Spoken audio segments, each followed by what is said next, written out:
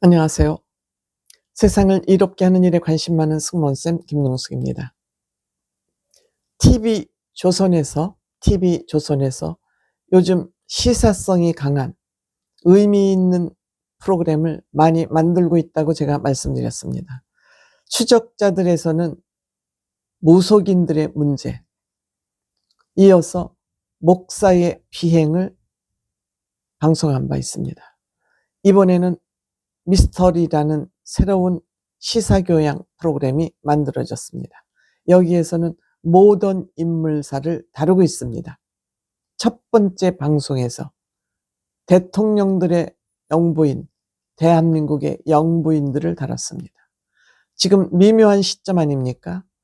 김건희 여사가 비판의 대상에 지금 직면해 있고, 이 계엄을 선포하게 된 배경을 깊숙이 분석해보면 김건희 여사의 역할이 적지 않다고 분석하는 사람들이 많습니다. 저 또한 거기에 동의하는 사람입니다. 그런데 지금 이 시점에 보수 언론의 대표인 TV조선이 모든 인물사를 다루면서 대한민국의 영부인들 문제를 주제로 다뤘습니다. 여기에 MC는 이경규와 한승연 배우입니다.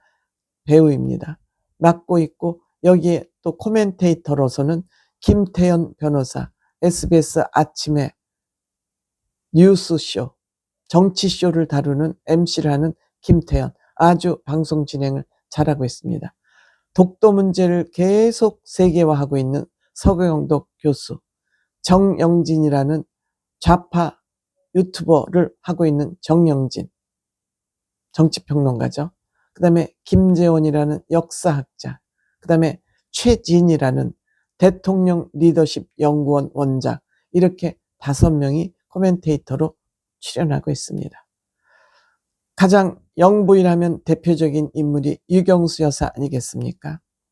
유경수 여사는 생전에 청와대의 야당이라고 할 만큼 대통령을 보좌하는데 몸을 사리지 않았습니다.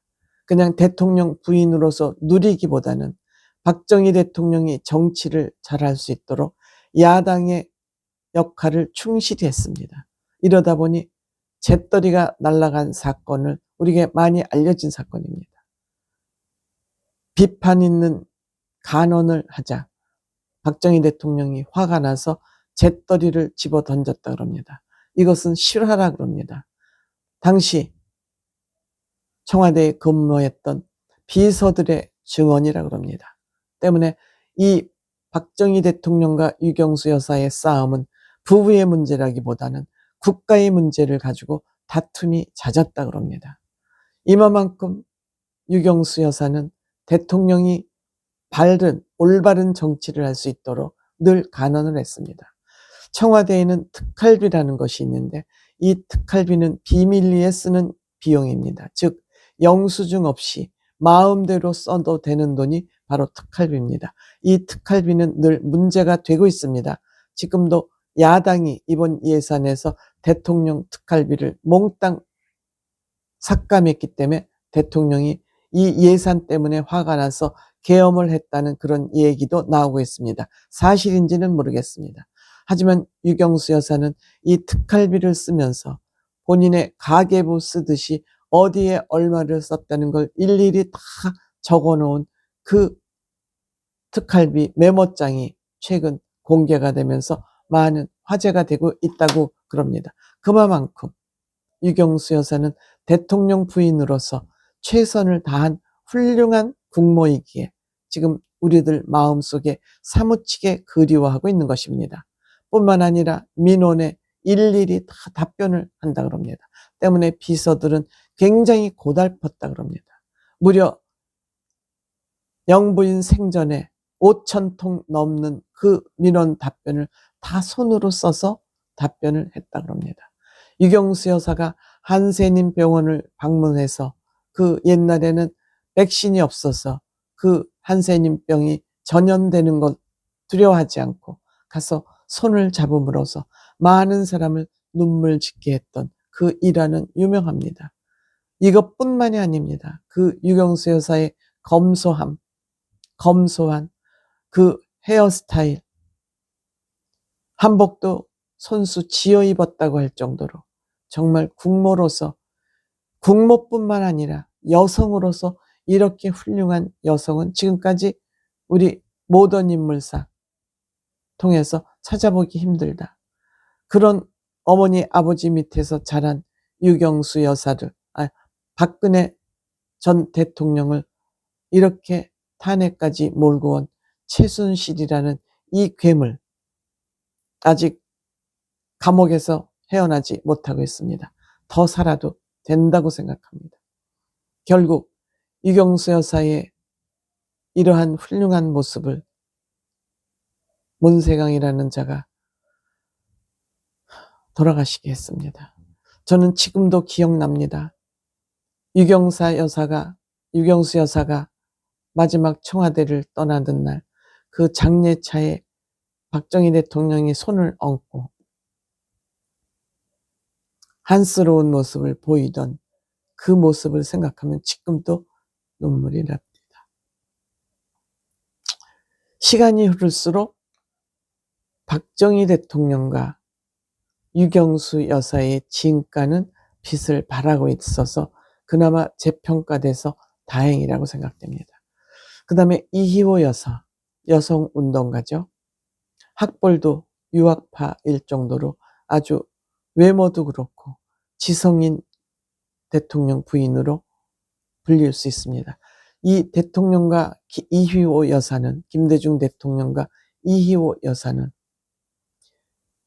보통은 남자의 능력으로 대통령이 됐다면 김대중 대통령은 이희호 여사가 대통령으로 만들었다 해도 과언이 아닐 정도입니다. 그리고 이 부부는 그냥 대통령과 영부인이 아니라 동반자로서의 삶을 살았다고 생각됩니다. 물론 대한민국 여성운동이 이렇게 발전하기까지, 남녀평등이 이루어지기까지는 이희호 여사의 역할이 크지 않았습니다. 하지만 지금 여성운동은 상당히 왜곡되어 있어서 안쓰럽게 생각합니다. 이희호 여사가 만든 여성가족부도 지금은 없어져야 될 부서로 비판을 받고 있는 것이 안타깝죠. 어쨌든 대한민국의 여성운동을 가장 절감하고 안착시킨 대통령 부인, 이렇게 평가받을 수 있을 것 같습니다. 이순자 여사라고 제가 붙이고 싶지 않습니다.